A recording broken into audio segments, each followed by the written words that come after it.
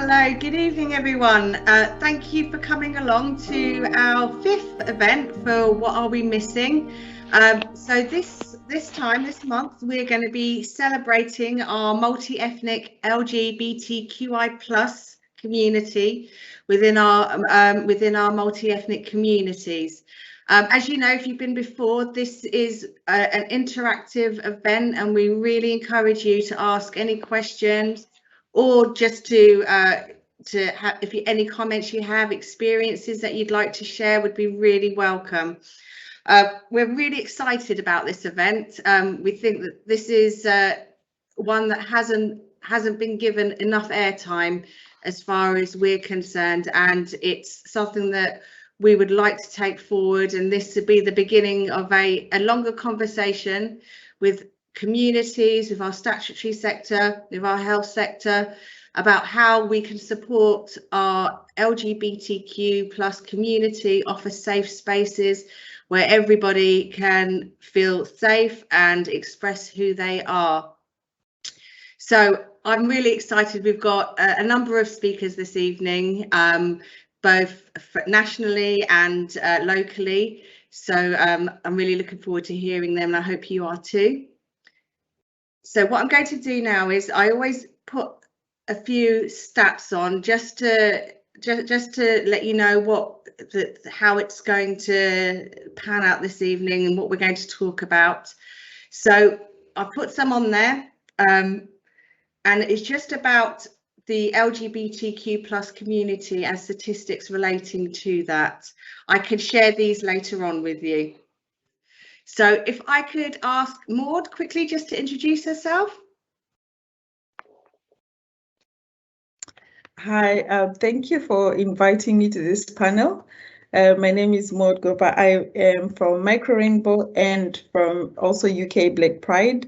My main role at UK Black Pride is as the chair of Board of Trustees. And at Micro Rainbow, I am the national manager. Micro Rainbow is a charity that supports LGBTI asylum seekers and refugees through housing, social inclusion, and moving on. Thank you, Maud. And if I could go to Andy. Yeah, hi everybody. It's great to be here this evening. Thanks for the invite. So it's Andy Fell from Outreach Youth. Outreach Youth is Suffolk-based LGBTQ youth work charity that works with young people under the age of 25. So we've been running stuff in Ipswich, Bury St Edmunds, in terms of groups, but also one-to-one support and work with families as well. Thank you, Andy. And Bex. Hello everyone, I'm Bex. I'm a history and politics teacher at Northgate High School and Sixth Form in Ipswich, and I'm working on diversifying and decolonising our curriculum to make it representative and inclusive for all children and students. And I've recently set up the Suffolk DEI network to bring together all educators to do this work and share good practice. Brilliant. Thank you, Bex. And lastly, Dean. Hi, I'm Dean, Dr. Dorset, GP in Ipswich. I sit on the Ipswich and East CCG, sort of leading on inequalities, social prescribing, and a few other things. Here, I'm primarily to listen, but also to start a journey towards sorting out a strategy to fixing a lot of what's wrong with our system and the way it treats those in most need and the way it doesn't listen to those in most need. So I would encourage honesty, brutal honesty, because unless we know what the problems are, we won't be able to fix them. Thank you very much, Dean. Thank you, guys. So with great pleasure, I'd like to introduce Maud to you now, who is going to talk about the work she does with her community. Thank you, Maud. Thank you for the invitation. It's really great to see different communities, different organizations talking about the subjects and the challenges, and also being very visible in the support for the LGBTI community. So I am from UK Black Pride. Maybe I'll give you a bit of background about UK Black Pride. We were founded in 2005. This is our 16th year. And the movement was born because we couldn't find a space for us. And we wanted a space where people could belong, people who identify each other, who sort of identify, would be able to inspire, to talk about our problems. And initially, we had a group called Black Lesbian UK, and out of that was born UK Black Pride. And for us, very much UK Black Pride is still very political because our community still faces different challenges.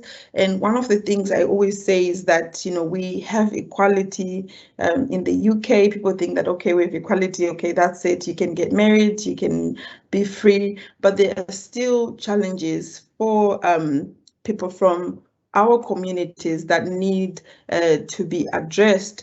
Our challenges are not only because of our sexuality, they're challenges because of our gender, because of our race. Our challenges are very much intersectional, and that's how we work at UK Black Pride. We take an intersectional approach, and within that, what we forget is within our LGBT community, there are other marginalized people, or who the marginalized within the marginalized. When we talk about equality, do we think about LGBTQI disabled people? Do we think about our trans brothers and sisters? Do we think about people who are gender non-binary? Are we being inclusive in all our work? And when we're working or sitting on our tables, are we looking around to see who is missing, who is not represented in those spaces? So these are some of the things that we address at UK Black Pride. We have a yearly event, and we have different events throughout the year. One of the things that we know and we understand to be left behind is because at the start, people always ask us, why do you have UK Black Pride? And I always think that because of that question, that's why we have UK Black Pride. If we lived in an ideal world, we wouldn't even have pride. You know, everybody would be free to be themselves, but we still need this space to be able to support, either it's supporting our trans brothers and sisters to amplify their voices on the challenges they're having. If we're still experiencing racism within the LGBT communities, then we have an issue. So those are some of the things that we address at UK Black Pride. We just had our event this past 3 days, Friday, Saturday, and Sunday, and it's amazing to see all the people who are still coming out, who are still looking for a safe space. If we perhaps think about, for example, we had a national survey, national LGBTI survey in 2018, I think it was, and only 92 that was conducted by the government, and 92% of the respondents were white. 3% belonged to a mixed or multiple ethnic group. 2% were Asian or Asian British, and 1% of those were Black, African Caribbean, and Black British. So we believe that those figures are not quite right.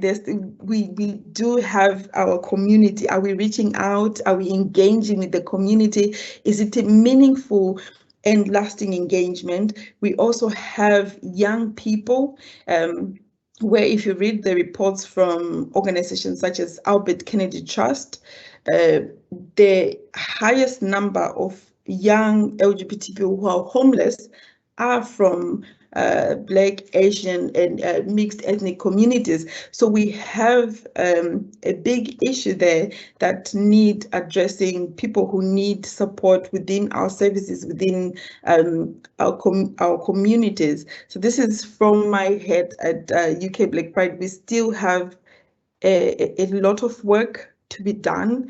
We still have a political pride. It's not only in the UK for Black Pride, we also reach out and engage our siblings who are around the world were still criminalized. At least 69 countries in the world still criminalize same-sex relationship or still persecute people because of their gender or at times intersex status or queer status or gender non-binary status. And of these, I think 11 can affect the death penalty. So it is still a challenge. And off of that, that comes to my other role at Micro Rainbow. When people who are facing this persecution or are imprisoned flee for safety, sometimes they come to perceived or safer countries such as the UK to seek asylum, to seek safety. And when they arrive, they still face challenges. Some of those challenges include housing, no safe housing. They are provided housing by the Home Office, and within those housing, sometimes they face homophobia and transphobia from other refugees. There are issues of poverty. I think if we're to follow the rhetoric that goes around, people always say that, asylum seekers have got access to money, they get housing, but what they don't know is that the money that people are talking about is really £39. It was 37, it was raised because of COVID, but it's £39 a week. And out of that, that includes transport, that includes clothing, that includes for women menstrual products. So people really live in poverty. And asylum seekers are not allowed to work until they're refugees or until they're granted status. So it was in our work to try to reduce the isolation of these people at Micro Rainbow that we found that a lot of the people we worked with were homeless or experiencing homeless or did not have the safety net that refugees really get from other refugees or from their family, friends, or religious spaces because of their LGBTQI status. They were pushed out, so they end up falling through the cracks of that support that people get from other refugees or from migrant communities.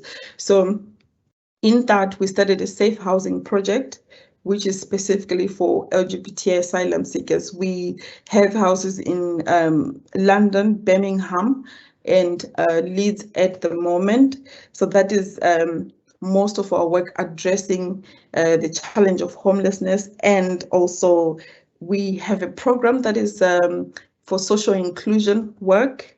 We have different workshops where people come through and sort of engage with other refugees or other community members who support us. And then moving on from that, we have what we call moving on support, which is to support people to integrate in their communities. One of the things that I feel personally people really miss about refugees is that they're very resilient people. They're very talented, and they can contribute to their local communities or to their new homes. So in that work, we work with people once they're granted to understand what is it that they did in their home country, what professions, how can we support them into integrating within their community and into attaining their jobs, or at least if they need to sort of upgrade their qualifications. And such work, we get the support of partners, other companies such as Salesforce, Vodafone have helped us to sort of provide the workshops, employability workshops or technical skills so people can learn about life in the UK. But I think maybe I'm rushing through it, so I can take questions, but I would like to show you a video of some of the beneficiaries from Micro Rainbow who asylum seekers who have benefited from our safe housing, and it really captures the reason why we started this safe housing project. So every time I come out, it was like that constant fear of, am I going to come back? Last time I talked to my mom, but my mom tell, okay, you just humiliate me, but don't come back. I was always living with that fear, and it got very scary. If I go back, I have brothers, they're gonna kill me. There are more than 70 countries where being LGBTI is not safe. And when people come to the UK to seek safety, they're still not safe.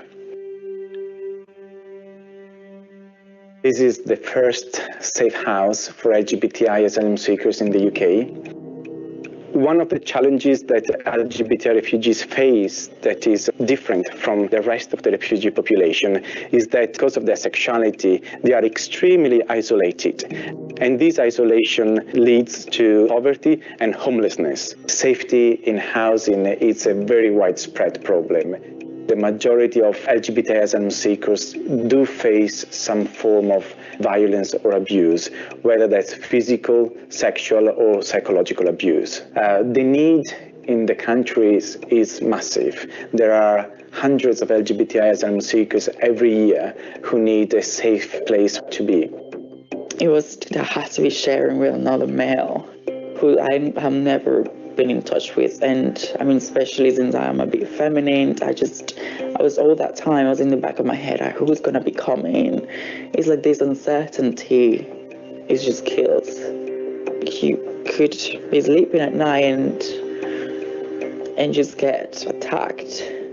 Remembering Liverpool being nearly sexually assaulted, and I just felt so insecure and just scared to death. My name is MT Raihan Malik. I'm from Bangladesh. I came here in 2011. LGBT is like crime in my country. This was so difficult for me because Islam doesn't allow in gay or just LGBT any sexual orientation. I living before other people that are not LGBT. They don't attack just physically, but mentally attack all time. If I come with you, go from here, just like animal.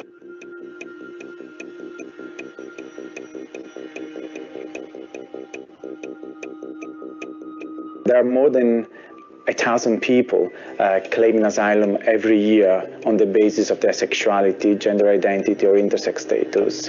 So it is really important that those who claim asylum because of their sexuality or gender identity or intersex status have a safe space where they can live whilst their asylum claim is being decided.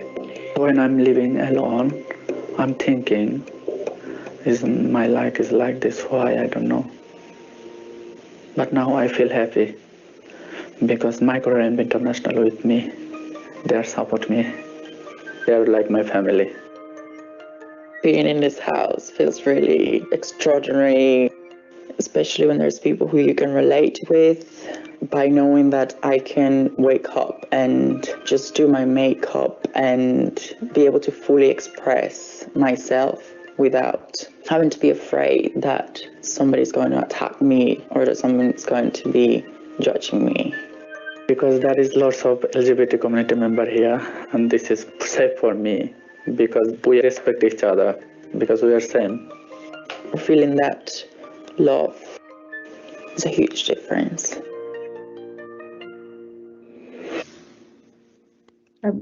Thank you for sharing that. I think I just wanted to give the participants and our viewers a sort of an insight into the challenges and why people claim asylum, and also the challenges that they face when they're here. And just in the way of feedback, the people who participated in the video have successfully moved on.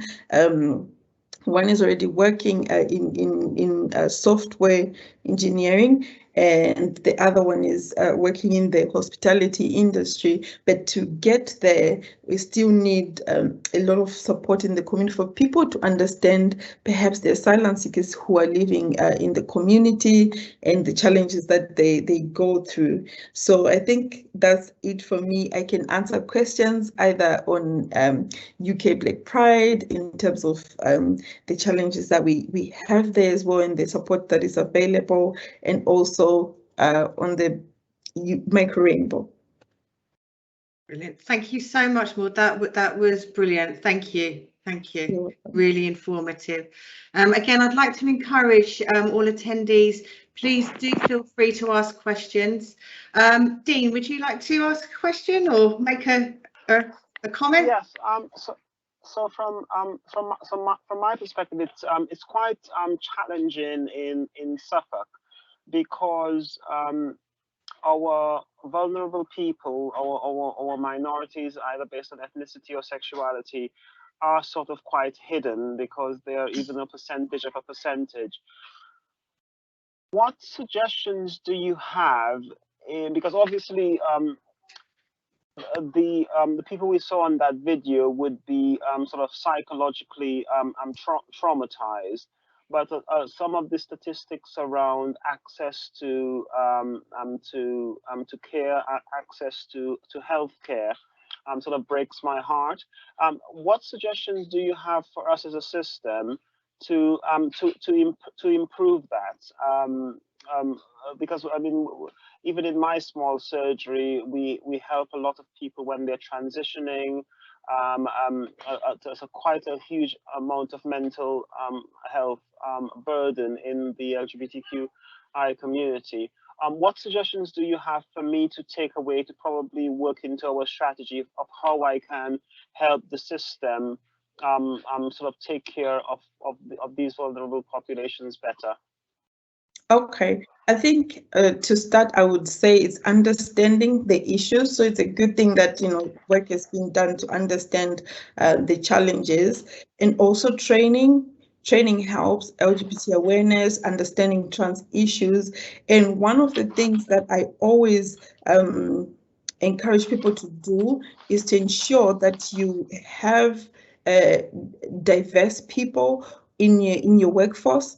There are trans people who are able to do the same jobs. There are LGBTI people who are able to bring a voice and experience in your spaces, or at least if you're not able to do that, to have some kind of focus groups to ask questions. I know that people always talk about hidden communities, but I don't believe that there's anyone who's hidden. Everyone is in plain sight. We just don't engage them. And sometimes if it's engagement, it's around Pride time, like June. I get a lot of requests to speak. And then but you know, supporting LGBTI people is throughout the year. It's not just along the month of June or in October when it's Black History Month. It has to be consistent. So if you're only engaging with people when it's around Pride time, then they're likely to not engage continuously. But if you're visible in your support to say that we understand the issues, visibility is quite important as well, and engaging meaningful engagement, not just during Pride, and understanding the issues. And where there is no understanding, there should be a remit to ask for support, to ask for training, and to ask people. I find that most people who ask get answers. If you ask LGBT organizations or communities to say,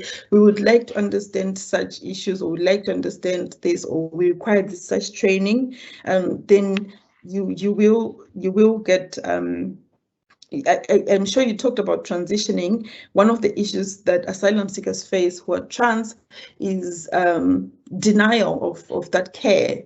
So when they turn up to the doctor, even if they've been approved by the gender clinic, the doctors will not know if they're eligible for this care, but they are, because it is primary care. So it's understanding eligibility and not initially just turning people away because you don't understand if they are eligible for that support or not. So it's just a meaningful engagement. Okay, then fine. Sorry, I'm going to hog the mic because I have it and I always do. In terms of, I mean, things like diversity and inclusion training sometimes can be ineffective, because to me it's just a tick box. Do you have any sort of resources that we could use? Because for me, it's important that we spread this message sort of far and wide. So wherever a vulnerable person is, that their primary care provider is educated, trained, sensitive towards the issues that may come up. Are there any sort of resources around training? And then my second follow-up question, in terms of advertising, so for example, if I have an NHS job, I advertise on the NHS sort of website, but if I am looking for diversity sort of within my workforce, I want to go to where people are. So the first bit is around sort of training that you would suggest, and the second bit would be around where can I reach out to be able to get that diverse workforce that I think will help. Okay, I think the first on training, Stonewall has got a lot of resources, and if it's around asylum seekers, there's Micro Rainbow. We've got some resources. There's also Rainbow Migration, and with LGBTQI young people, there's the Albert Kennedy Trust. They have a lot of reports. And sorry, I didn't get that last one. The Albert Kennedy Trust. Okay, I can email them to you. I can share somewhere where you can share them on this Albert Kennedy Trust. You can always reach out to these organizations. If they don't know anywhere, they will signpost. And when it comes to things to do with domestic violence and hate crime, it's an organization called Gallup. So there's always different training and support that's available. And in terms of engaging a diverse workforce, it's also, besides advertising the usual places, it's also reaching out to different networks. I believe in the word of mouth. You know, if we are already connected, that means if you email them, maybe to Siobhan, and Siobhan shares them or share on social media, there's a lot of places that you can engage and also encourage different communities to apply for these jobs as well. And in terms of visibility, I think even things like rainbow lanyards, not just during Pride, having champions within the organization who champion different causes. Could be women, someone championing women's rights, someone championing things to do with the LGBT community, or specifically trans, having different champions who can outreach into different communities. It really does help. Perfect, thank you. Brilliant. Thank you so much, Maud. That was fantastic. And I'll also encourage our guest speakers as well, just to have a quick peek at the Q&A box, and feel free to answer any questions that you feel you can answer on there. So what I'm going to do now is I'm going to show you all a quick 5-minute clip from a member of our multi-ethnic LGBTQI plus community. She's a young lady called Angel Joseph, and she's just talking about her own experiences and also the work she does. So I'll just share my screen. Hey, my name is Angel Joseph. I am a queer creative. I'm a freelance broadcaster and community worker based in Ipswich, Suffolk. I work with all different kinds of the community, specifically in media, and I like to do work in diversity and equality as well. Only recently that's kind of come under my remit, just with the work that I do, and just as a queer Black woman, I always felt like everyone would put me in boxes. So I'm kind of just trying to, break the boxes that other people create, these labels for us. Whereas really, I just want to navigate in this world with my own free will to choose whoever I want to be. But yeah, it's I love working with the people I work with. I love empowering people. My upbringing, I was kind of raised, so I was born and raised not in Ipswich, and my upbringing kind of varied so much. It did so many different things. So obviously I'm Black, Caribbean and African, so half Nigerian, half Antiguan, which comes with its own stories and of acceptance and things. And my family were religious, and the estate that I grew up in was an estate. There's a council estate. There's not much more to say about that. But you know, my mum was really keen on pushing me and my family, my sisters, to be our authentic self, and that's definitely helped me overcome many challenges and be who I am today. The world is a very interesting place, because you've got one half of the world which is so accepting, really open to people's freedom and to people's journeys, people's stories, listening to the differences we have, and working towards building blocks that make us work together better. So whereas, you know, in some cases people's challenges will make them different, or you just kind of get over them and just kind of pretend they don't exist, it's really nice now to see the young people and just the way society here in the UK has kind of changed, where, you know, we're now celebrating Pride Month, and you know, we're able to put on events to allow space for those people to talk about their stories, or us to talk about our stories, rather than another person telling our story, or some kind of LGBT sandwich that's like raising awareness for Pride Month. Like, that's not how it should be. And really, it's about listening to the voices. It's about understanding the kind of things that our community goes through and how we can better support them. I want to say a massive shout out to Outreach Youth. I've done some work with them, meeting their groups, meeting their girls group, doing some performances with them and being part of their performances as well.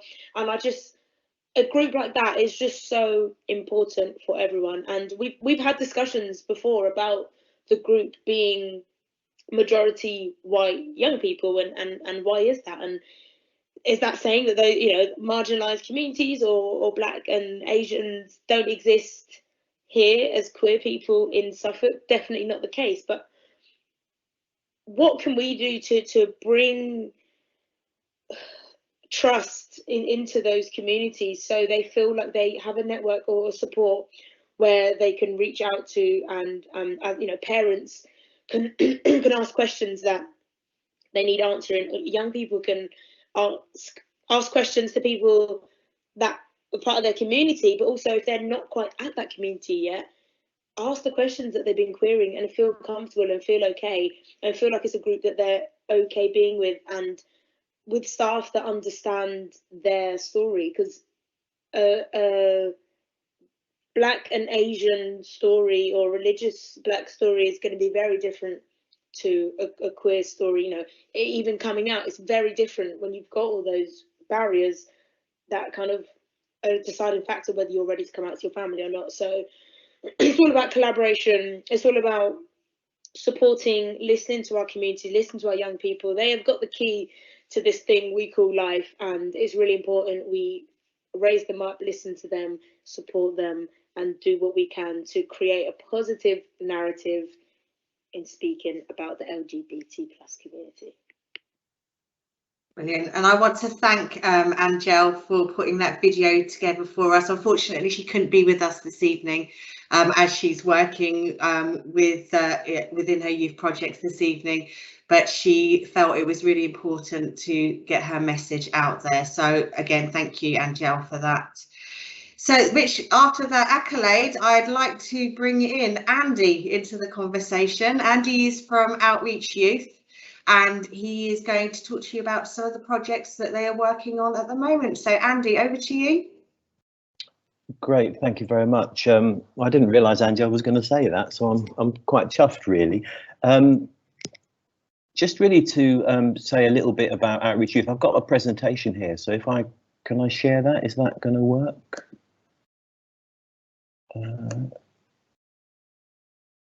Okay, can people see that? Yeah. Yep, brilliant. Okay, so first of all, apologies.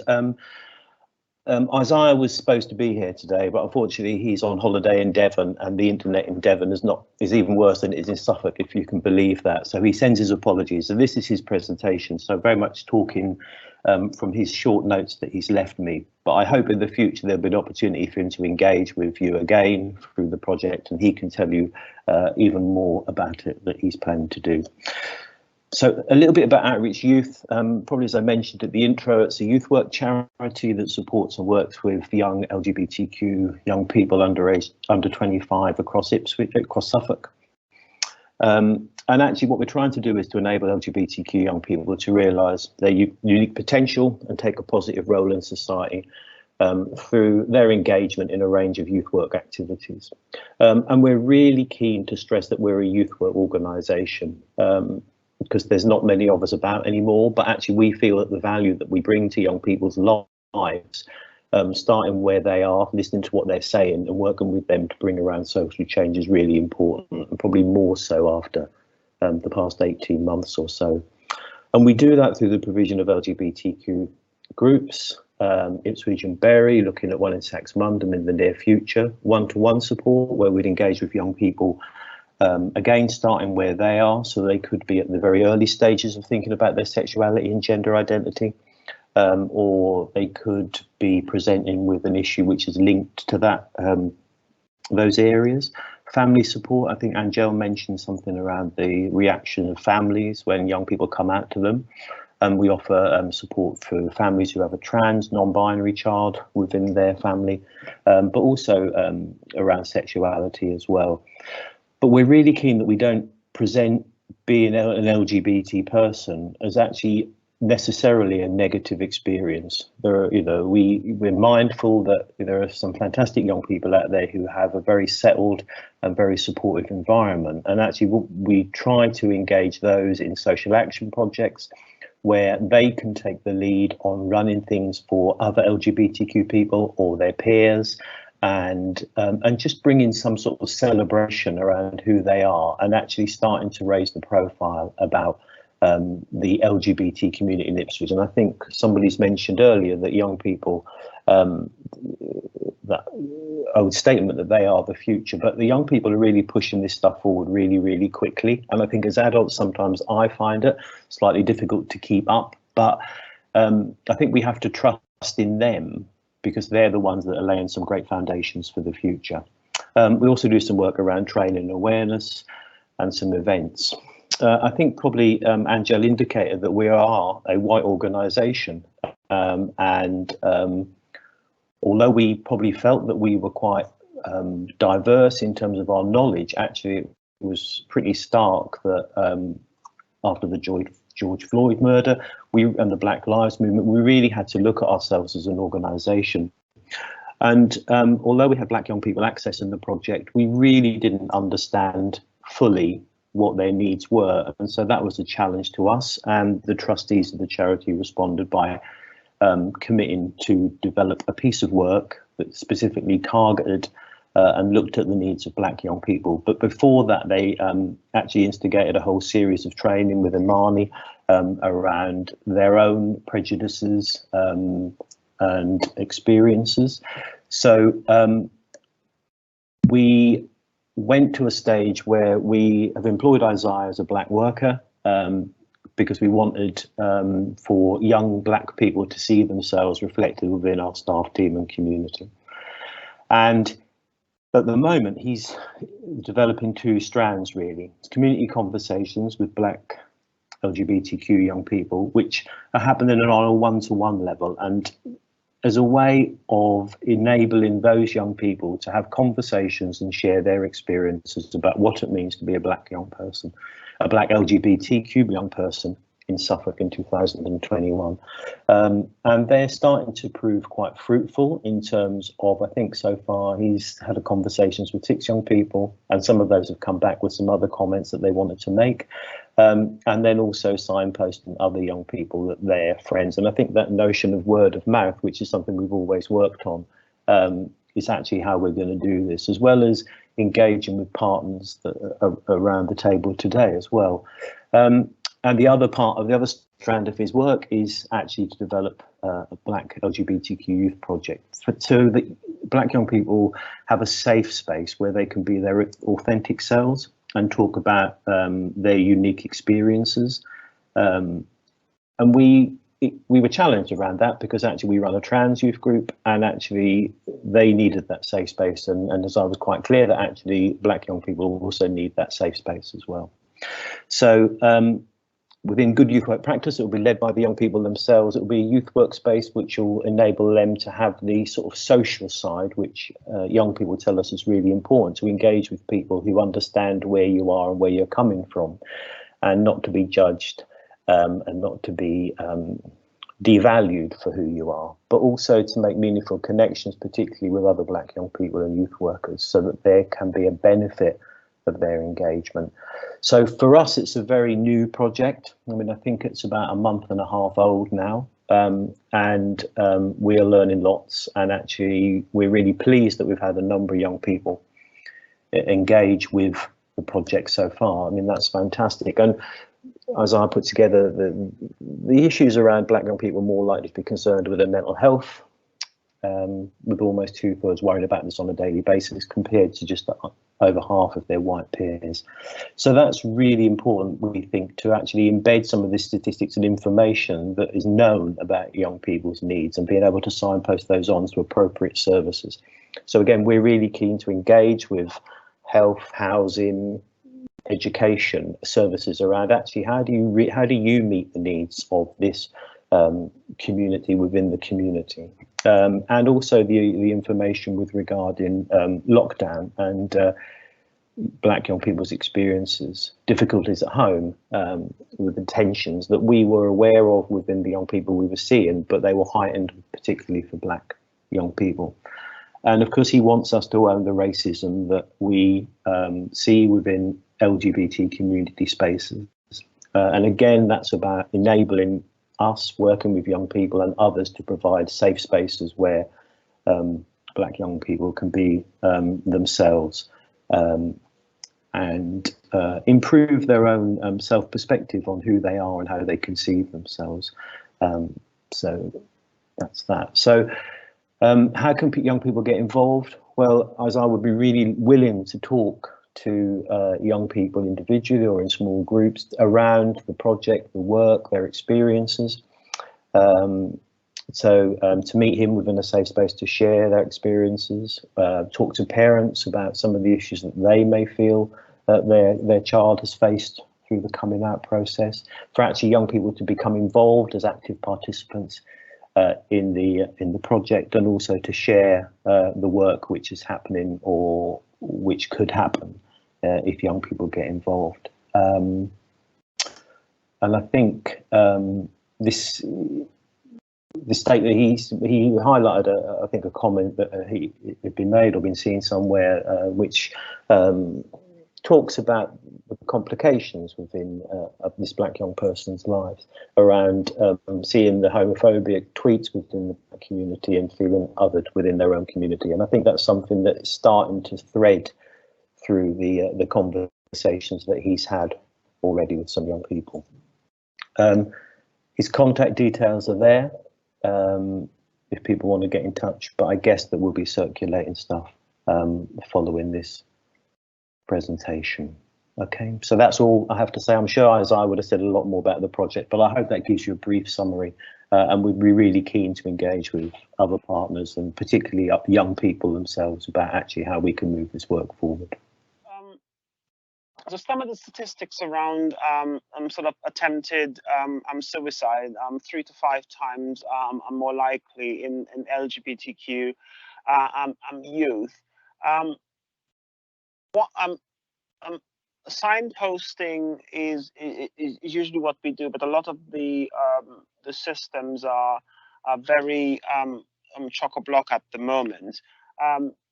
With your conversations with LGBTQ youth, what are they telling us about their difficulties in accessing service, or more importantly, accessing compassionate sort of service? What are the barriers that they are that they're telling us that need to be fixed?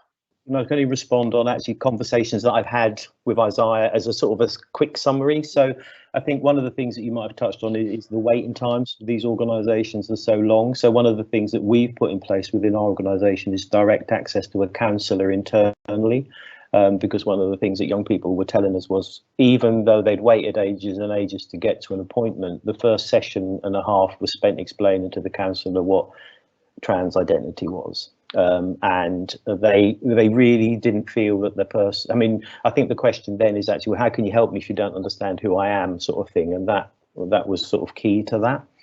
I think other young people were saying that they judge the experiences of services based on the feedback from other young people. So if there's been a poor experience, then actually that tends to be spread.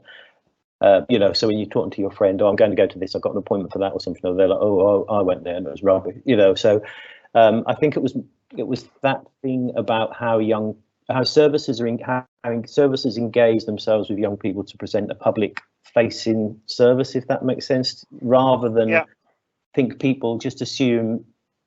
It's that notion about actually services are designed by adults for children and young people, rather than children and young people working with adults to define a service that fits them a lot of the time. And I think our model is very much about, we're youth workers, so we're not health professionals, and so we're there to listen and to support and make sure young people can access information to make informed choices, which I'm sure everybody sort of has that hope.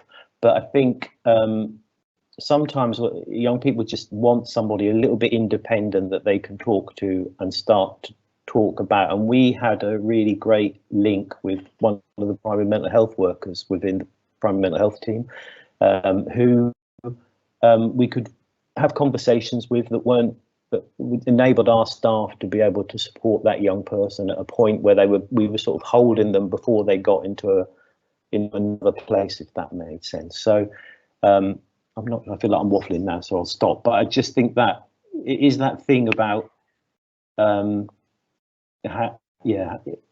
involving and engaging young people in the delivery and design of services is vital, isn't it, to actually get them to attend, and that reduces your missed appointments, your fail to turn ups, and all of that. Right. So my challenge, because my dastardly strategy is to hold up a mirror to the services and hold it up on a regular sort of basis. So if I had to, except for something like how did you experience the service, if I had to have measurable outcomes, like I would go to like sort of Micro Rainbow or Outreach Youth and ask them, and they could disseminate it to their networks on a quarterly basis. Around outcomes, because a lot of the research I'm looking into says that systems and organizations don't change to improve the service. They change because they're shamed. So if I can find a way to measure the experience of the LGBTQI plus community on a quarterly basis and publish it, then in a lot of ways the organizations pay attention. So if you don't have ideas about what is measurable, and sometimes measuring is a bit of a crude tool because you really need those softer things, but sometimes, unfortunately, measurement is the only thing these big organizations pay attention to. If you had to have, let's say, 5 things that I could measure every 3 to 4 months and publish, because as you sort of mentioned, Andy, every organization says that it's values driven, it's and we can all see, we've all sat in front of those PowerPoint presentations before.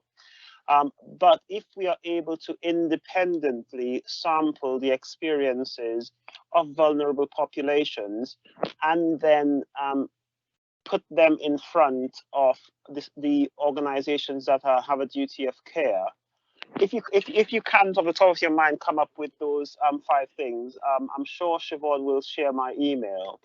That would be sort of very useful.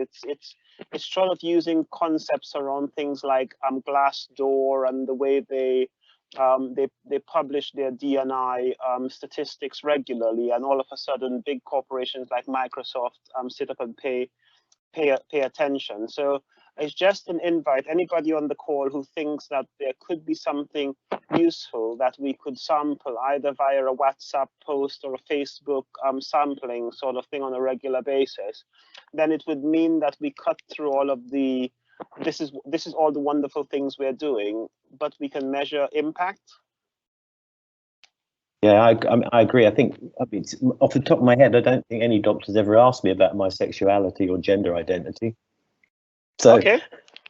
you know, that, how does he know? You know, I mean, whether they're afraid or whatever, I think it's always LGBT people that have to say, oh, by the way, who I am. So I think that is a bit of I mean, it's not unique to the health professions. I think certainly within some youth service, you know, local authority youth services, when they do an assessment around a young person's needs, they're nervous to ask about sexuality, but I would say, well, how can you meet anyone's needs if you don't fully understand who they are as a round person? And sexuality, gender identity is key to who they are.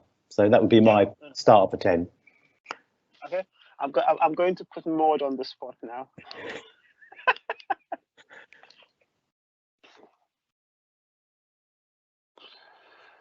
I think there isn't anything more I could add than what Andy added, you know. I completely agree. How would you support me if you don't know much about myself? So I couldn't agree anymore. And I'll spare you, Bex. It's okay, Bex is up next. Andy, I think that's the quote of the evening. How can you help me if you don't know me, if you don't understand me? I think that's a really important point, really important. Thank you. And that really leads on really nicely now to Bex, who I'd like to introduce to you all. So Bex, take the stage. Hello, can you hear me, everyone? Excellent. I do have a little PowerPoint presentation. That's the teacher in me. I do apologise, but it's also to keep me to time, because as Andy and Fanuel probably know, I do not stop talking. So me going last is a real challenge here. Hopefully I can share my screen in a moment, but just a little bit about me, background. So my name's Bex, I have been teaching for quite some time now, even though perhaps I don't look old enough. And I work at Northgate High School and Sixth Form in Ipswich, which is one of the biggest state schools and sixth forms in the area, right in the town centre. And I also live in that area as well, so I'm very kind of involved with the community in kind of the centre of Ipswich, and I absolutely love it. I'm not originally from Suffolk, I'm from Peterborough, and my experience of moving from Peterborough, which is very kind of diverse and multicultural, and moving to Suffolk was interesting, and actually something that I found quite difficult when I first moved here. And I'll talk a little bit more about that, I guess, in a moment. My thing is that I'm looking at how can we really make sure that from kind of an educational school perspective, that we try and make sure that all young people see themselves represented in their lessons, in their school approach, in the language that staff are using. How do we create opportunities for that student voice? So very much like many of you have talked about today, how do we let the children lead? How do we listen to them? But my big thing is not just how we listen to them, it's how do we listen and then act upon that?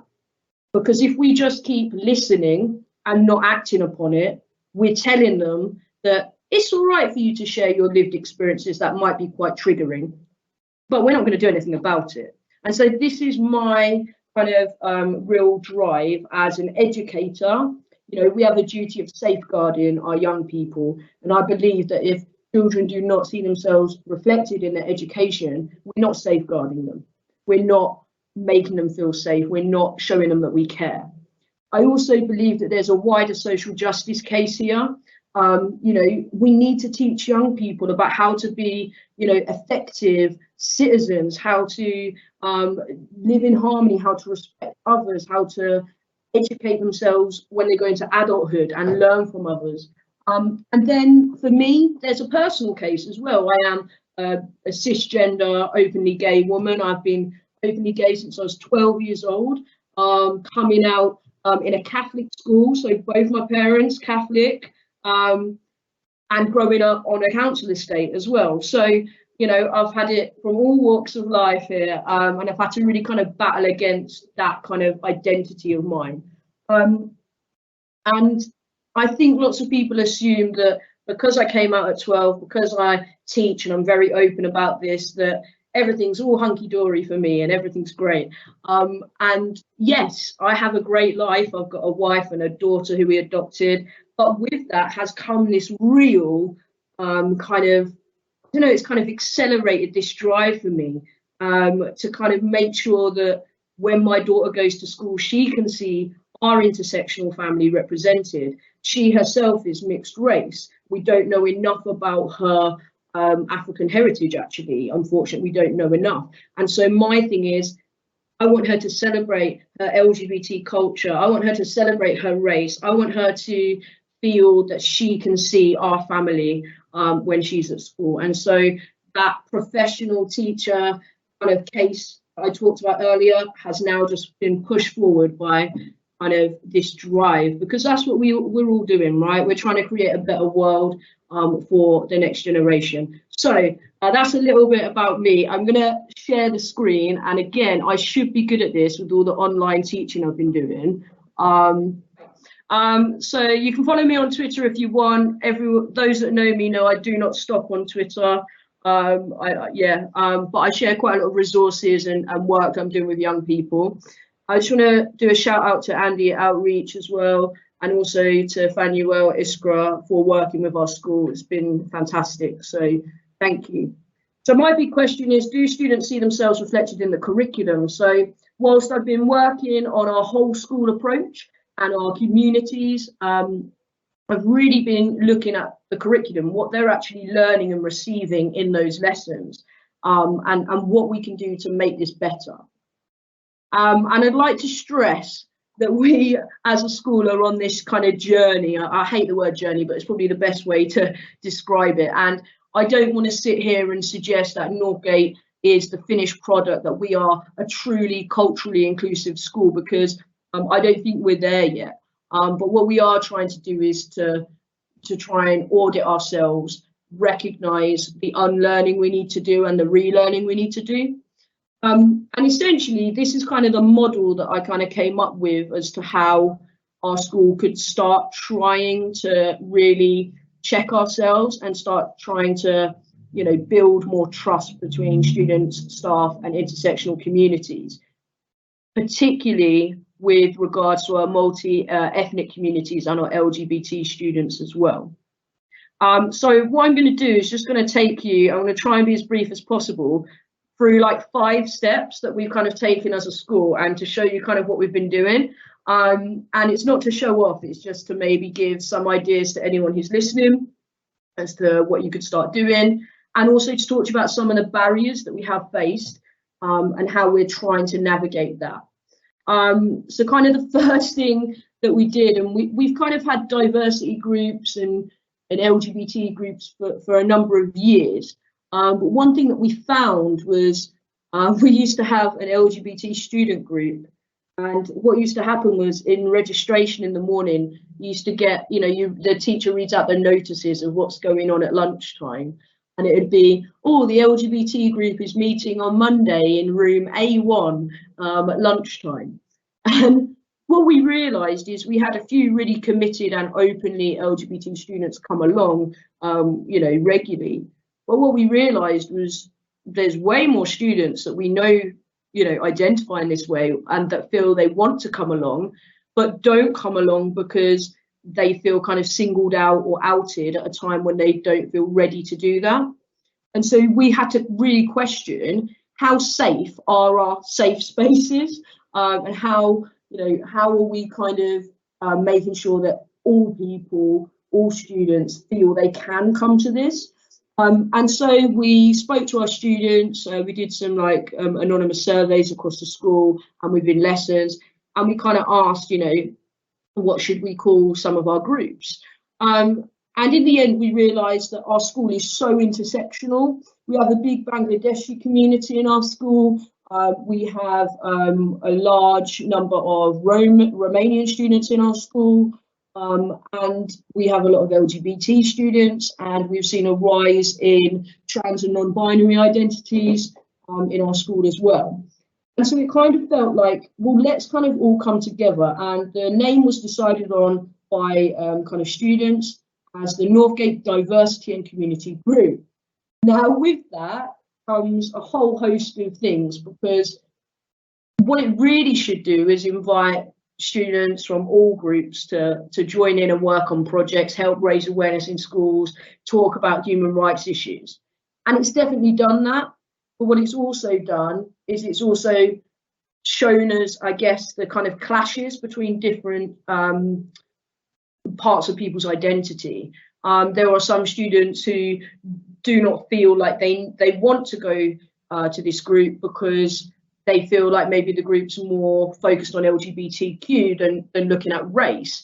Others feel like, if they come to this group, they might be the only disabled person that comes to this group, or neurodiverse person. And so we've had challenges with it. And what's kind of happened now is we've got this main group that's been amazing, and now smaller, subgroups are kind of working from this group, and they're kind of developing. So we're developing now an anti-racism forum. There was a need for that.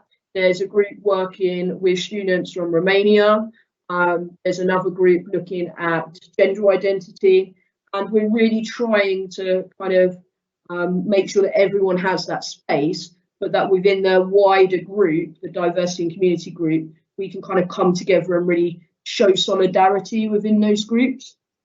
So we met weekly. Because of COVID, that was really challenging, because this is open to years 7 to 13, and because of COVID in schools, we've not been able to have year group bubbles together. And I was really kind of deeply affected by this during lockdown. And it was decided, and I was supported by the school, that we could run this online, as long as it was recorded with safeguarding, things in place, so that these students didn't lose that support network that during COVID they desperately needed. Some of our young trans and non-binary students during lockdown would have faced being misgendered by their own family every single day. And so it just felt like we couldn't abandon them in this time. And so we have been meeting online, and hopefully when the bubbles have gone, we can have a celebration together. But the majority of their work has happened during lockdown, and it just kind of really inspires me. So we gathered lots of student voice, and I just wanted to share with you some anonymous comments from a range of students with regards to kind of LGBT and their curriculum. And this really, really had an impact on me, but also had a wider impact when I decided to share this with the students' permission with the entire staff at an all-staff training event. And there was a lot more of this, by the way. This is literally maybe a fifth of the student voice we gathered. And it frustrated me, and it made me feel quite angry, because this isn't okay. It isn't okay when a student says, I can't relate to any figures that we learn about. They're different to the people that, I walk around or I bump into in the street. If we don't learn about gay people in school, it makes it harder to be gay in school. And it really affected me, because I remember feeling like this in a Catholic school under the hangover, during the time of Section 28, when no teachers were able to talk about this, when there was no visible role model, and when, myself, I experienced homophobia from my teachers. And this really affected me. How could we not be under kind of a law or under Section 28 now and this still be happening? And so we as a school decided that we needed to make changes, and we needed to step it up. So the next thing that we did was to try and work on how to action this student voice. And one of the things that many LGBTQ plus students said to us was, it would be great if we could learn about that in lessons, but it would be great if the way in which we learned about this had like accountability and legitimacy. It was taken seriously. You know, we don't just want someone to go, oh, and here on slide 4 is a gay person who happened to fight in the war, because all that does is, you know, kind of trivializes it. And so we said, well, hang on, what can we do? And one of the things that's been really great is that we've been working with experts, academics and organizations. I remember somebody earlier said, you know, if you haven't got that representation in your staff or in your team, in your workplace, then seek it out and get help. And, you know, we are a predominantly white staff in one of the biggest schools here. And so we recognize that we don't know what it's like to be Black. We don't know what it's like to be trans. You know, as a gay woman, I can't carry that myself. I can't talk for trans and non-binary people. I can support and show solidarity and do my best in those spaces, but we need to talk to those people that have those lived experiences. So one thing we did is we worked with Professor Schulz from the University of Essex, human rights professor, an openly gay man, and he came and did a talk, a history talk for us online, and I opened it up to all staff, all children, and he was talking about the Pink Triangle and protests and life in Germany, and it was really well attended. And as a result, we are now using his research within our history curriculum, within our GCSE curriculum. Not that we're adding it in, it's there. The curriculum's already there. You don't have to completely destroy it. You just need to not neglect the history and the curriculum that has always existed. You've just got to recognize it and use it. And that's been really great, giving us real credibility within our curriculum. The other thing we've then done as a result is we've said to the exam boards, hang on a minute, we can decolonize and diversify our curriculum in years 7, 8 and 9. But when they get to GCSE and A level, the courses that they take, which the exam boards run, if there's no diversity there, then what's the point? What message are you giving those young people? And so we ended up writing, I sent a very long email to the exam boards and said, you know, this is not good enough, and here's all my ideas, and here's all the important work and research that's being done. And this has now led to us liaising with them on designing their new specifications. So there's, you know, the students will be involved in that as well. The students actually wrote some of their ideas and their key individuals that should be included in the medicine course. And yeah, it's been absolutely empowering for them. Again, letting them give their ideas and lead the way. Building onto that, working with organisations, we've got Outreach Youth and obviously ISCRA who have been helping us. ISCRA have been looking at our policies, particularly through the lens of race, but also through all protected characteristics to really help us create this culturally inclusive school. You know, there's one thing dealing with the curriculum, but if everything else doesn't back it up, then, you know, we're kind of frauds. And so we really want to engage with ISCRA about this. On top of that, we've worked with Outreach Youth. Like I mentioned, Andy's great, and I'm so pleased that now we've got Isaiah, you know, on board, and really looking forward to him working with some of our students. We've also been working with this amazing woman here, Aisha Thomas from Representation Matters. So we now work with her long term. She delivered unconscious bias training to us. She audited us.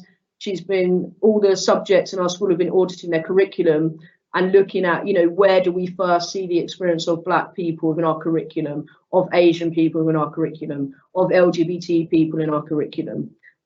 What narrative are we giving? And that's an ongoing commitment by the school to work with Aisha on this.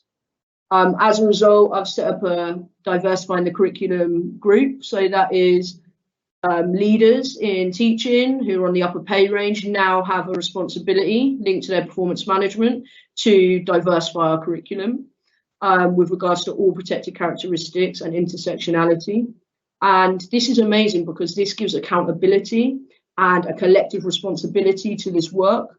And people have really kind of enjoyed it. It's involved quite a lot of reading and, like I say, unlearning and relearning and stripping back, and kind of it's been quite uncomfortable at times as an individual to admit your own privileges and biases and work on that and learn from that. but it really is the only way of doing this. We've also been working with Just Like Us, LGBT young people's charity. They've just they did a schools diversity week, and I have been engaging with lots of projects with UK Black Pride, and I'll talk a little bit more about that. But if I'm honest, just teaching about the origins of UK Black Pride within a Year 9 history curriculum. So when we do the civil rights movement, we do a kind of intersectional cross between the British Black civil rights movement and the LGBT movement, and we bring it right up to modern day and kind of the conflicts there, as well as the celebration. So that's been amazing, and we'll talk a little bit more about that in a moment. And then we've got involved in the Pride in Suffolk's past. I know Outreach Youth have as well, and we are now using actual research and archives in our history, geography and PSHE curriculum to say these are the people who lived in Suffolk who were LGBTQ+, and they were successful and amazing. And that has been really, really eye-opening, particularly for our non-binary and trans students, because they've actually found individuals they can relate to, and that's been brilliant. So that's kind of what we're doing in the long term, is continuing to work with these projects and engage with these people to help us, because we don't know it all. I mentioned Aisha Thomas already, don't need to talk about that anymore. Another person we've worked with is Lila El Matui, who was the Lesbian Role Model of the Year for Stonewall 2020. She actually contributed to our Northgate Pride video. I know many of you here did, so thank you for that, where we just got staff and organisations we're working with to talk about Pride and send a message to our students and our families. And it's kind of gone viral. I think we're on like 2,500 hits since the end of June, which is great. We also did a Northgate staff icons, LGBTQ icons video, where they talked about LGBTQ+ icons within their subject area that really inspired them, and that went viral again as well. And it was a way for us to kind of communicate to our families as well, and our other intersectional communities, that we are going to have these discussions with young people. The next thing I want to talk to you about is visibility. And visibility is really, really important. And I don't think that diversifying your curriculum is just about sticking a poster on a wall. I don't think it's about that at all. And hopefully, you know, the work we've done on real, proper history units, geography units, will create legacy and authenticity and accountability. But I do also believe in the power of visual representation. One student told me that when they were in a previous school, they went to a teacher's classroom for a detention, and they've had a really hard time with dealing with their gender identity. They had no one they could talk to. And at the corner of their eye, they kind of saw a really small poster about trans Lives Matter or something like that. That was a visual signal to them that they could go to that teacher was in solidarity, and that they were safe in that classroom. And so never underestimate the power of visibility. We've been putting up new posters in our history classrooms around the theme of LGBTQ history is our history, Black history is our history. And these particular posters have caused so much discussion during breaks and after lessons and in lessons. I've had numerous students go, who is Lady Phil then? Oh, who's Ted Brown then? I've never heard of them. And I was like, how have you not heard of them? And so now these are key individuals that we study as part of our history curriculum in years 7, 8 and 9. And it's been amazing. As a result of these posters, we've had students just come out there and then on the spot and talk about their families' positive and sometimes negative reactions, which has then allowed us to signpost support to like Outreach Youth and to kind of have those discussions safely in the classroom. And so visibility does really, really matter. The last thing I'd say is about keeping the wider community and families involved in the work.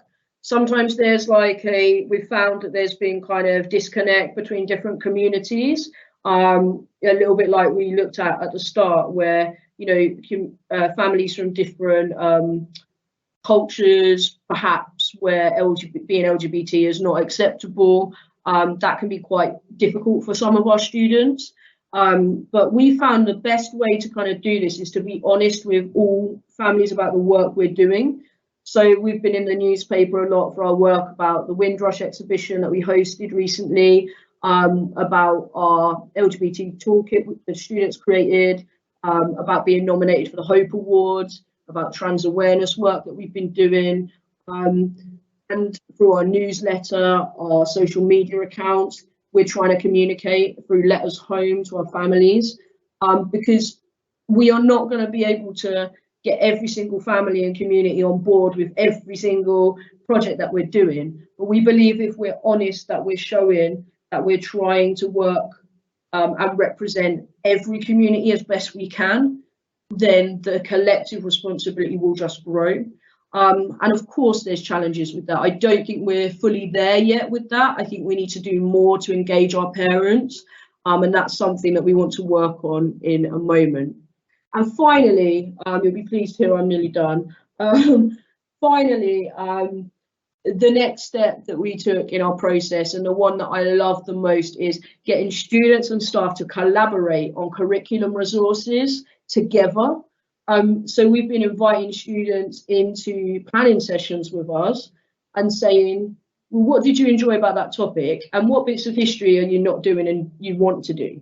And why is that? And where are your family from? What's your heritage? Who do you live with? Okay, maybe we need to talk about that a bit more. And learning from their lived experiences, and really addressing their needs. And you'll find that students want to be part of that. I think kind of what Andy was talking about, getting young people involved in social action projects and being kind of proactive citizens and helping their peers. Students want to get involved. And my best example of that is this language toolkit. You might have seen it, we've shared it on Twitter, and we were nominated for the Hope Awards for this. I say we, the students, not me. And this is all their work. In a kind of focus group chat, a weekly meeting, students said, we feel like teachers want to talk to us about LGBTQ+, but we feel like they're awkward and they're so scared of saying the wrong thing or not knowing the language and getting it wrong and offending us and getting into trouble, that they just don't bother, they just avoid. And miss, when they do that, it hurts and we feel invisible. I went to the staff and I kind of communicated this to the staff in a whole staff meeting. And they said, yeah, that is true. We really want to help and we really want to support, but we just feel like we're going to get it wrong. And language is always evolving and we don't know what to do, but we know we need to do it. So the students literally came back and they said, well, let's talk to the staff. Let's create something for them. Let's give them the language. Let's give them the tools. Let's give them the signposting. Let's give them the top tips for tackling anti-LGBT behaviour. Let's tell them what being an ally really means. And we'll put it in a nice little booklet and we'll give it to everyone. We'll put it on the website, parents, students, teachers. And we'll tell them that it's always okay to ask us, that it's always okay to keep trying, and it's all right to make a mistake if you try and keep addressing it. We want that open dialogue. And they produced this, every single word in it, I will send it out later, every single word in it came from them. None of it came from me. I just kind of helped them get it printed and out there. And it has had a massive impact on our staff. People are using this within their curriculum because now they know what the words mean. I've seen staff tackle homophobia holding the booklet and checking things. I've seen staff sit down with a student who's come out and go through and refer them to outreach or look at resources together. And this has all come from young people and then staff collaborating with them. Finally, getting them to work together on producing videos together. Students also produce tutorial and curriculum resources. So for we've been doing some work on African kingdoms within our actual tutorial sessions, learning about Benin and Ghana and Mali and the wonderful wealth, prosperity and beauty of that before colonization. And we've learned about key individuals such as Alan Turing, Roberta Cowell and trans history. And students have absolutely loved working on our new units for LGBT history, looking at the suffragettes, looking at disabled suffragettes, black suffragettes, Indian suffragettes, lesbian suffragettes, and they've absolutely loved getting involved. So that's something we will continue. I'm going to shut up now because I just get so passionate and excited. But I have also said the Suffolk DEI network on Twitter, to bring together all educators who really want to truly make our curriculum represent and speak to our young people, from nursery settings all the way through to higher education. So if you're interested, please do follow us on Twitter, and I can talk to you more about that. Thank you. Thank you, Bex. That was amazing, and it's just wonderful to hear the stuff that you are doing. I think if we could give you a clap, we all would right now. And guess what? Dean has his hand up. Okay, so the panel will tell you. So my two words are sustainability and scalability. If it's a pilot and it's in one school, the job ain't done yet. Exactly. So my kids go to a nice posh school in Farlingay, and although Northgate does have some diversity, it is in a nice area. Okay, so I have 4 questions. The first one is, obviously it's a massive amount of hard work to do what you've just done, and poorer schools have lots of other challenges, from like feeding hungry kids and all that sort of thing. If you had to put together a top 10 of duplicating what you've done in Northgate in the most deprived school in Ipswich, how would you sort of do that? I have lots of little questions about mental health and how to sort of access it, and that sort of thing. And then the second question, which I think is critically important, which we will as CCG wrestle with as well, is when you spoke about the Northgate Diversity Group and bringing all those communities together. Because everybody's vulnerable, everyone's vulnerability is everyone's vulnerability. It's just a cultural way of thinking. Any tips on how to do that seamlessly, so that people realize that they all have essentially the same well, 80% of what we tackle is the same, and then obviously there's the 20% that's sort of individual as well. So just those 2 to start with. Dean, that was quite a few questions there. What are you trying to do to me? Listen, look, I have tons more. Honestly, I feel like we need to have a longer conversation. That's a lot of questions, but I'll try my best. Listen, 10 top tips. That's tough. But what I can say is, the biggest thing is the honesty, particularly in a school. We're so scared as educators that we're going to get into trouble if we have these conversations.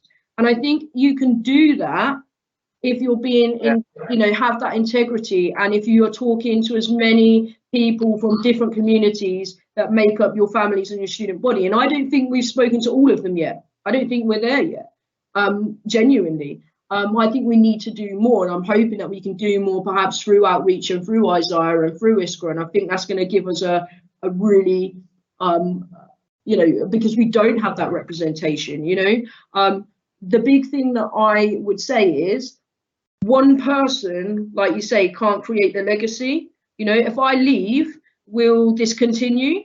And that's not bigging myself up, but that is the question. And creating legacy has to come from not just the students, not just listening to the students and letting them do it. I think let them be involved 100%. You've got to have that top-down approach and that whole structural approach, and that's the hardest thing in schools to kind of break through, because we've been doing education in this country for so long the way that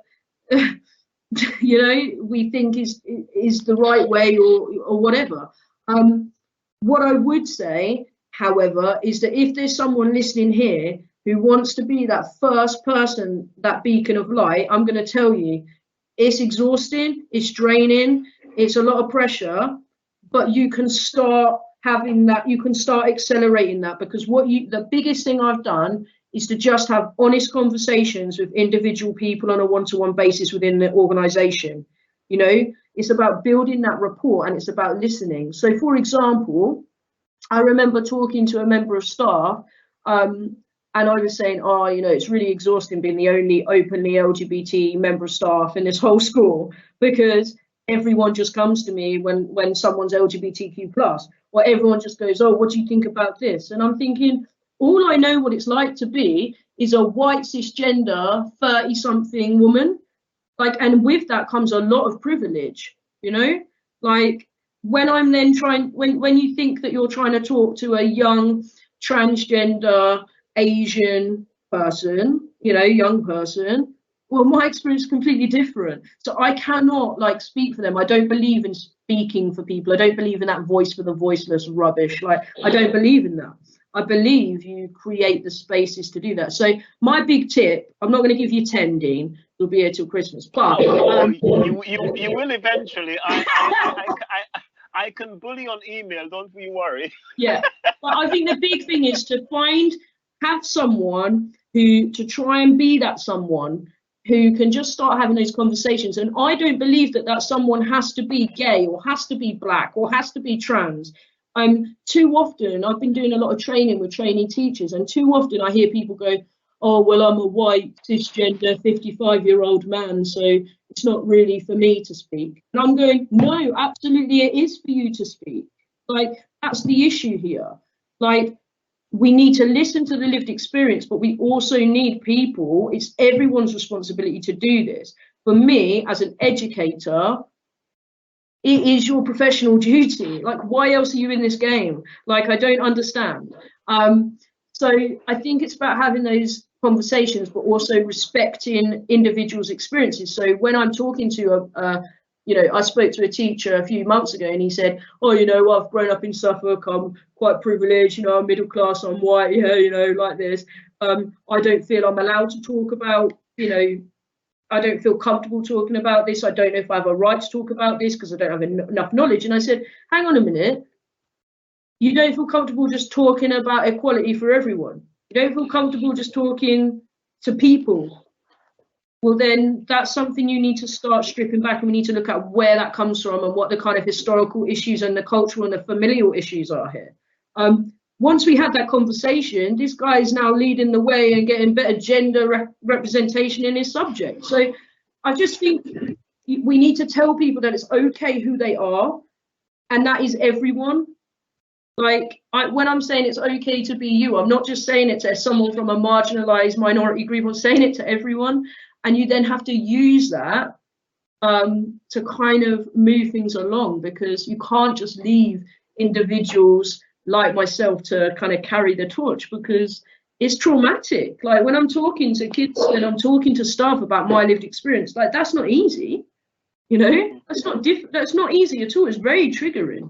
And then, you know, add on to, you know, some of the lived experiences I've been talking to with Aisha Thomas, who's absolutely incredible. She's literally changed my entire perspective in 12 months. I think she's brilliant. When you listen to her lived experiences, imagine putting that extra layer on about being a black woman in educational leadership, trying to break through. And I've not even got that bit. So and then add on maybe being trans or non-binary, it's a whole different world. And so I think, yeah, that's kind of the big thing is starting to have dialogue. You know, let's not be scared of just having conversations with our colleagues. The one thing I found out recently is I didn't know enough about my colleagues. We never had conversations, like, we just have general conversations like, oh, the photocopy is broken, you know? Like, who cares about that? Like, why are we not having conversations about, oh, you know, what you're doing at the weekend? You know, I asked someone what they were doing at the weekend, and they said, oh, you know, going shopping, doing this. And asked me what I was doing at the weekend. This was a few years back before COVID. Oh, I'm going to Pride. Oh, what's that then? Oh, I've seen that on the telly. You know, it's not just a party. And then you start talking, and that's how you connect with people. So, yeah, That's all I've got to say, Dean, but we can talk more another time. I think I may have found the person who talks more than I do. I did say that, didn't I? Spoiler alert, I did say that. You can come back and we can have a talk off. So I would love to keep this going for another half hour, and I'm sure we could carry on for a very long time, but unfortunately we're going to have to draw this session to a close. And what I'm going to do now is I'm going to hand over to Fanwell, and Fanwell's going to close the event for us, and then I'm going to play a video from the lovely bubbly Tia just to close us out. So thank you. Thank you, Siobhan. I don't know what I can say after what we've just heard tonight. You know, for those of you who have been part of this What Are We Missing journey, you know, we started these conversations in June of 2020. It's just been a year now. And what started as an idea about us listening to our communities has given birth to, you know, something so rich. I think listening to the lived experiences, the work, the amazing work that is being done in communities tonight has filled me with confidence. We talk about, you know, how to reach communities. We talk about, you know, challenges in accessing services. And yes, those things are real, they still exist. But actually, there are people out there who are doing amazing work. You know, the work that you're doing, Maud, with your team, you know, at Rainbow, and looking after particularly, you know, vulnerable people who probably, you know, have come from far-flung places across the world, and they are struggling with just about everything, but they've got people to support them, people who believe in them. And we saw on that video, you know, some of those people now thriving because of that, you know, very much appreciated. Andy, you know, and your team, how amazing is it that you're putting your heads above the parapet and saying, we want to have those difficult conversations. You're introspecting, you're looking at your organization, and you're saying, why don't we have that representation? We need to talk about that. We need to bring that into our organization. You know, we will forever be grateful for people like yourself and that ability to have, you know, those difficult conversations. And Bex, I don't know what I can say. I suppose, I mean, you have touched on some of the things. You and I do talk, so it's a little bit unfair. But actually, the thing that I really appreciate is your drive. I know how difficult it is. I've come to Northgate, you know, a few times, and we've talked. And I know that whilst the school is doing amazing things, but actually you are the driver.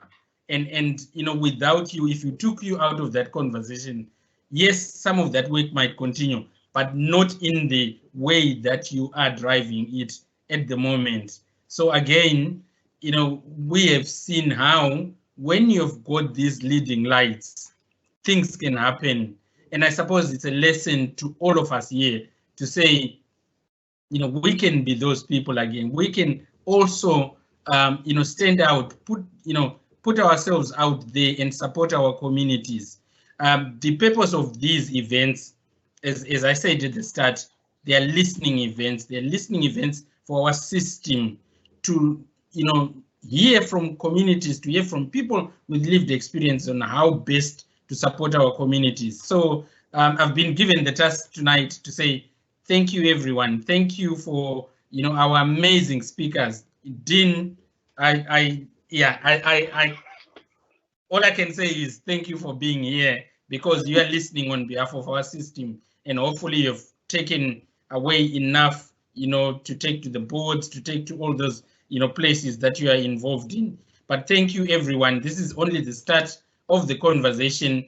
As Siobhan has said, you know, we've had quite a number of these. We are continuing to have these, and we are hoping to see you back again here in a month's time. So over to you, Siobhan, and thank you, everyone.